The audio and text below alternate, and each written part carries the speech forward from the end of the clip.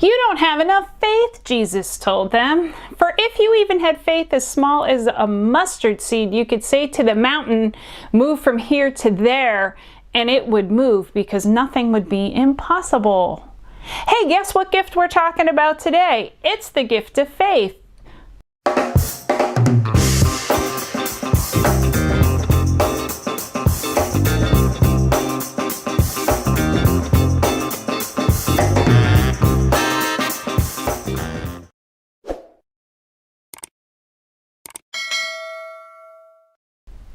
Hey, welcome back to Life Under Deborah's Palm, and as always, if you get something out of this, please like, subscribe, and share. And if you couldn't guess, today we talk about the gift of faith. And I'm going to start by just giving the biblical definition of faith, and this comes out of Hebrews chapter 11, verse 1, and it says, "Now faith is confidence in what we hope for and assurance about what we do not see."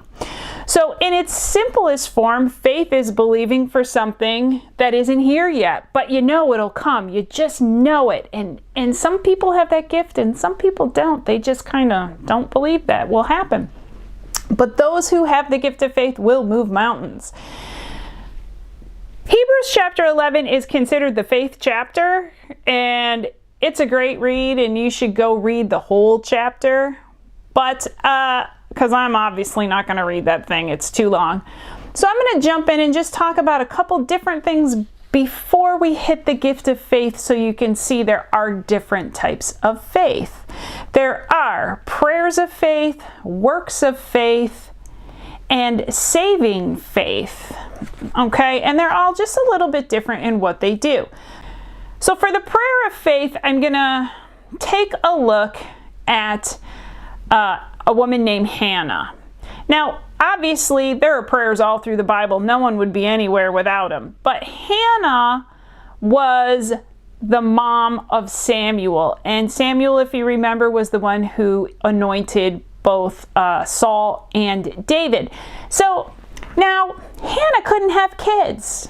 She just, for whatever reason, she couldn't have kids, and she was very distraught and upset over it. She went with her husband to Shiloh, and she was just, they said she was in deep anguish. She wouldn't eat. She was just not in the mood. She really wanted a baby. And so she stood up and she was kind of praying to herself, and her lips were moving, and Eli the priest thought she was drunk and all sorts of crazy stuff. But she says, I'm not. I'm like, I got issues, you know? And Eli replies and says this. Eli says, "Go in peace, and may the God of Israel grant you what you have asked of him." She said, "May your servant find favor in your eyes." Then she went away and ate something, and her face was no longer downcast. Do you know why? Because she had faith. When she prayed and Eli sort of just kind of gave her that push, like, hey, may God give you what you have asked for, it built her faith. She was no longer downcast. She went and ate and went on. Well, sure enough, she gets pregnant and she has Samuel. And then she has other kids besides Samuel, but Samuel was the firstborn. That's a prayer of faith. There's also something called saving faith, and you know that whole sinner's prayer and all that stuff, being born again, that's what that's talking about. If you didn't have faith, you would never have accepted that message. And it's pretty simple, and this is out of Ephesians 2, 8 and 9, and it says, "For it is by grace you have been saved through faith. And this is not from yourself, it is the gift of God, not by works, so that no one can boast." Pretty easy peasy. And then we have the works of faith, and it says, "What good is it, my brothers and sisters, if someone claims to have faith but has no deeds? Can such faith save them? Suppose a brother or a sister is without clothes and daily food. If one of you says to them, 'Go in peace, keep warm and well fed,' but does nothing about their physical needs, what good is it? In the same way, faith by itself, if it is not accompanied by actions, is dead." And all that means is you're going to walk the talk. If you are going to say, yeah, I'm a Christian and you're here to help people, then you need to put some feet to your faith. You're not meant to do everything. That is like a total misnomer. People think they have to do everything all the time. Totally not true. God has called you to very specific things. I know people who run food banks. I know people who are involved in homeless shelters. I know people who are involved in women's shelters and halfway houses. I'm not involved in those things. It's not what I'm called to do. But that's okay, because God has other things for me to do. The point is, you can't just say you're a believer and do nothing. You need to understand where you're called and then walk in that.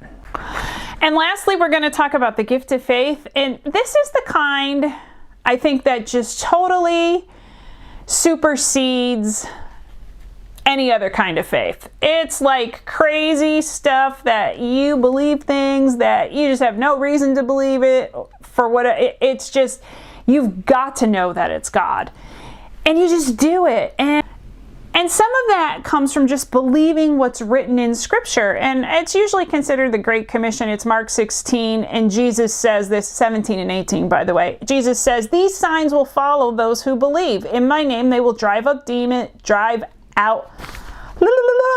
In Mark 16, 17, and 18, it says, "And these signs will accompany those who believe. In my name they will drive out demons, they will speak in new tongues, they will pick up snakes with their hands, and when they drink deadly poison, it will not harm them. They'll place their hands on the sick people, and they will get well." Healing. It's a gift of healing. Do you believe what's written? Did you have to get a word from God, or do you already believe the word that God's written? And I'm just going to give a quick example of that. This is in Acts. This is Peter and John in Acts 3, and it says, "One day they were going to the temple at the time of prayer, which was 3 p.m. Now a man crippled from birth was being carried to the temple gate called Beautiful, where he was put every day to beg from those people going into the temple courts. When he saw Peter and John about to enter, he asked them for money. Peter looked straight at him, as did John, and then Peter said, 'Look at us.' So the man gave them his attention, expecting to get something from them," meaning money. He was expecting them to drop some coins in his tin cup. "Then Peter said, 'Silver or gold I do not have, but what I have I give to you. In the name of Jesus Christ of Nazareth, walk.' Taking him by the right hand, he helped him up, and instantly the man's feet and ankles became strong. He jumped to his feet and began to walk. And then he went into the temple courts, and everybody was amazed." So, Peter just already knew what the word said. Plus, he hung out with Jesus like in the flesh and blood. But we're in a different era, and there are people that absolutely have that gift. Have that gift to just, this is what it says, and you're going to get healed. That's really cool. You know, my father had that happen to him. He was completely healed of a back problem by a man who did not know him. Just walked by him in a church and said, "Something's wrong with your back, isn't it?" Which is not a word of knowledge, it's a prophetic word. And he said, "Yep." And the guy just spoke healing right over him, and he never had another back problem for the rest of his life, which was probably about another 35 or 40 years from that time. Pretty cool. So, now, of course, we're going to look at the Old Testament, because I think this is one of the cool stories of faith. There's a ton of them. I mean, the Bible's full of this stuff. The story I'm going to use is Noah. Now, Noah, well, let me back up a little. In the Old Testament, when you look in the earlier days through Genesis, you find these people lived for like hundreds of years. I think Methuselah was something like 969 years old, and he was the oldest man to live. Noah was Methuselah's grandson. Noah lived to 950 years old. He didn't even have kids till he was like 500, okay? Now, they say that when God called him to build the ark, he was approximately 480 years old. And let me tell you something.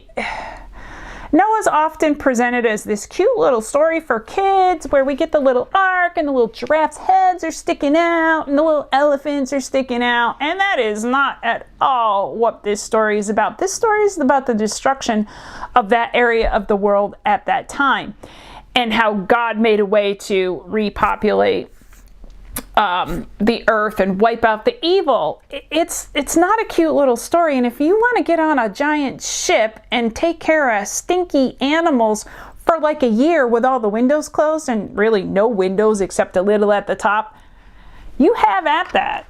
This was not an easy task, not to mention it took about 100 to 120 years to build this ship. So keep that in mind.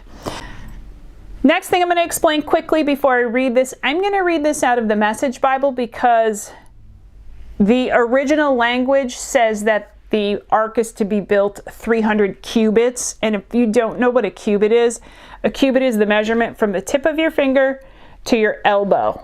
And cubits varied by the height of a person because everyone would have a different length.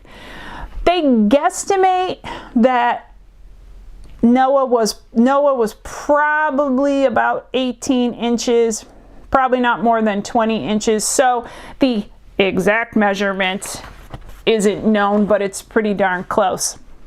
So I'm going to read this out of the Message. So this is the story of Noah. Noah was a good man, a man of integrity in his community. Noah walked with God. Noah had 3 sons, Shem, Ham, and Japheth. As far as God was concerned, the earth had become a sewer. There was violence everywhere. God took one look and saw how bad it was. Everyone corrupt and corrupting. Life itself corrupt to the core. God said to Noah, "It's all over. It's the end of the human race. The violence is everywhere. I am making a clean sweep. Build yourself a ship of teak wood. Make rooms in it. Coat it with pitch inside and out. Make it 450 feet long, 75 feet wide, and 45 feet high. Build a roof for it and put in a window 18 inches from the top. Put in a door on the side of the ship and make 3 decks, lower, middle, and upper. I am going to bring a flood on the earth that will destroy everything alive under the heavens. Total destruction. But I am going to establish a covenant with you. You will board the ship, and your sons, your wife, and your sons' wives will come on board with you. You are also to take 2 of each living creature, a male and female, on board the ship to preserve their lives with you. 2 of every species of bird, mammal, and reptile. 2 of everything, so as to preserve their lives along with yours. Also, get all the food you will need and store it up for you and them." Noah did everything God commanded him. Number 1, it takes faith to believe a word like that. I guess when you get the specifics where it's not just like, yeah, I'm going to flood the earth, get yourself an inner tube. I'm going to flood the earth, build a giant ship. And to give you some context of that ship, like I said, was about 450 feet. I've seen people say it's up to 550 feet, but the point is, it was a pretty big ship. To put that into kind of a perspective, a ship of that size was not built until around the 1800s. That ship was huge. And I kind of read around and looked up to see what was going on, and they said that ship had 101,000 square feet inside, capable of holding 570 train boxcars. That's a big ship. I mean, to build. Can you imagine having to build that thing yourself? Good Lord. Not to mention, they figure Moses lived in the Nile region of Mesopotamia, and you know, if we all go back to, I don't know, middle school or whenever we learned about the Egyptians, we knew about the fertile plain. Yeah, okay, the Nile flooded a little bit, but it didn't flood enough to need a boat like that. And on top of building it, he had to get all the food, everything.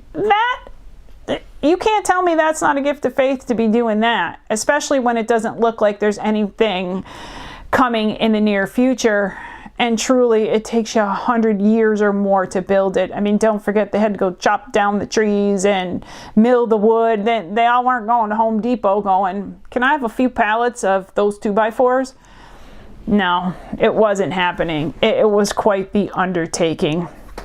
So gifts of faith are like that. They operate when they shouldn't operate. And I will tell you something, my mother, I might have mentioned this in another video, but my mother about maybe 10 years ago had I don't know if I'm going to call it a tumor. I guess it was. They said it was about the size of an egg.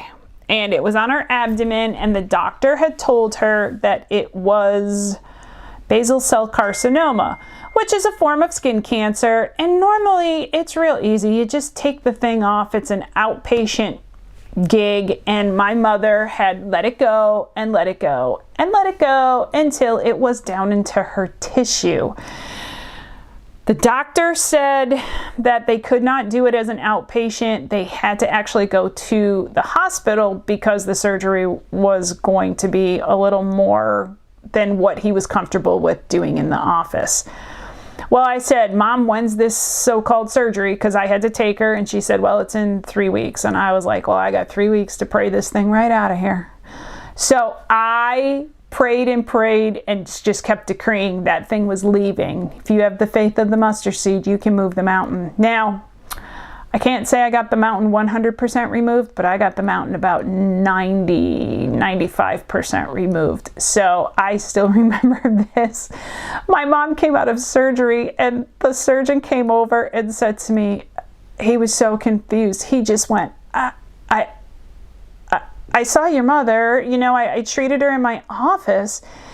He said, that was basal cell carcinoma. I know it for a fact. And he said, they don't go away. And hers shrunk to like the size of I saw it. It was probably about the size of a nickel. And he said, I've never seen that happen before. I don't know what it is. I don't even know what to make of it right now. He was stunned. Well, I just kept praying and praying, and the results came back, and he was very sure it was basal cell carcinoma, and the results came back that it was a skin boil. He sent them out to be biopsied again.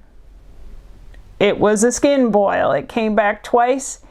He said, my mom, you're good to go. He absolutely was stymied by that. Now, I kind of, I hear the Lord, and we'll talk about how to hear God when we get through these giftings. And I just said, wow, that's awesome. And then I heard this so clearly. He said that was basal cell carcinoma. In fact, he missed a little bit of it, but that's okay. I'll get the rest. She never had another problem. That was it. So, faith can move mountains. Faith heals people. Faith breaks down things that no man can do. And it leaves people bewildered. Left the doctor bewildered. In a good way. But it can do that if you can hold on to it. Sometimes it's a hard thing. But this video's definitely gone on long enough. So I hope you all have a great day.